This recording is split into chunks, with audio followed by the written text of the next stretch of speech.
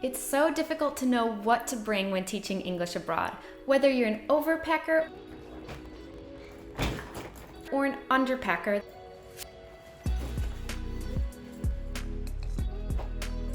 This is the only list you'll need. If you're ready to find out my top 7 things to bring when teaching English abroad, then let's get into it.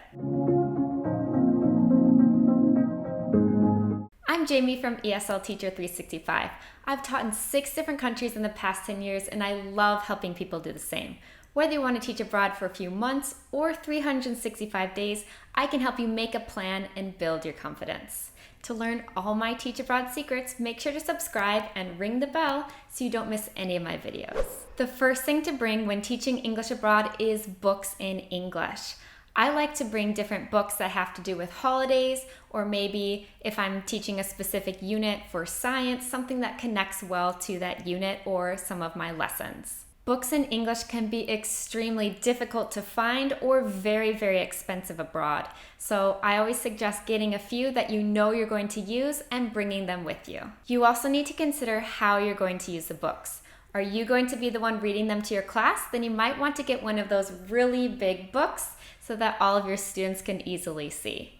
If the students are going to be reading the books, then you may want multiple copies of them so that they can share them with a friend, or just easier readers that they can read. I know that books can be very, very heavy. So if you're packing light, then I would definitely suggest looking into Canva Pro.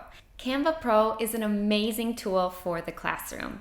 I like to use it to design books for my students, and I can simply print them out once I get into the country. Using Canva Pro is my ultimate secret to keeping your luggage light. So I'll be mentioning all the ways that you can use it throughout this video. If you want to try out Canva Pro for free for 1 month, then check out my link listed down below.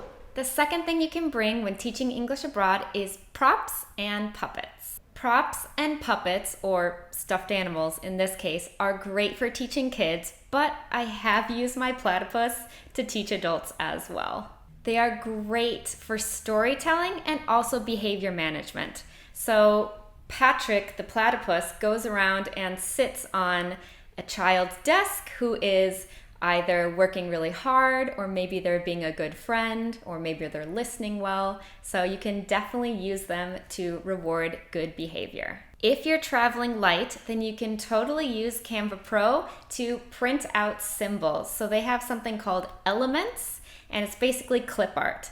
So I like to print it out, color it in, put it on a popsicle stick, and then suddenly you have your own symbol or character that you can use in the classroom.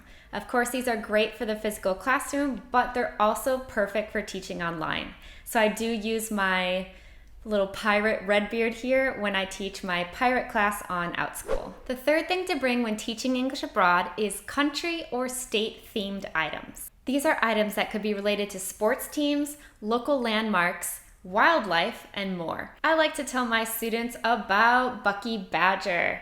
A lot of them have no idea what a badger is, so that's always fun to explain. And I get to share a little bit about where I'm from, which is Madison, Wisconsin. One of these days, I'll have to get a cheese head and use that in some of my classes as well. But as you can see, it's just something very different and fun that your students can connect with. The fourth thing to bring when teaching English abroad is flashcards and games that are on cards. These are super easy to use to play different games with your whole class, small groups of students, or even one-on-one tutoring. I got these landmark flashcards at Target at the dollar spot, and I like to use these in my class to have my students come up with a travel guide. So I'll ask them to either choose one of the countries and they can write a travel guide about that, or even plan a trip. So I'll say, okay, you have to go to the Taj Mahal, you have to go to Rio, you have to go to Easter Island. How are you going to do that? What's your budget? How are you traveling between the places? So these are super versatile and super lightweight, so they're really easy to bring with you. I like to use these cards from a game called Dixit. These are great to use with students. I can have them describe the card to a partner and have them sit back to back so they can't see. I can have them talk about emotions. What kind of emotions do these drawings or paintings evoke? And I can also just use them for memory games. They're very, very versatile and easy to carry. Again, if you are packing light, you can always make your own flashcards on Canva Pro. I'll have some tutorials coming up on how to do this, so make sure to stay tuned. The fifth thing to bring when teaching English abroad is prizes. Prizes are great for keeping your students motivated, and they can be really, really simple. I like to bring different pencils from the US, little erasers, and even little small toys. If you're packing light, then stickers are a great option. Even my adult students are obsessed with stickers, so I always make sure to have a few on me. The sixth thing to bring when teaching English abroad is wall charts, also known as pocket charts. When I taught in an international school in Spain, I used wall charts all the time because I was teaching preschool and first grade. I had a calendar wall chart, one for our sight words, one for writing sentences. They are amazing. I actually ended up leaving them at that school, so here's a picture so you can see what they look like. They're very difficult to find abroad, but you can find them at teacher supply stores in the US or your home country. The seventh thing to bring when teaching English abroad is photos of your family and friends. Students are super curious. They love to hear about your parents, your dog, your siblings, your spouse, and it's a great way to help them connect with you. If you don't want to bring actual physical photos and have your kids touching them all the time, then you can always put them in presentations on Canva and show them using a screen. It's difficult to know what exactly to bring when teaching English abroad.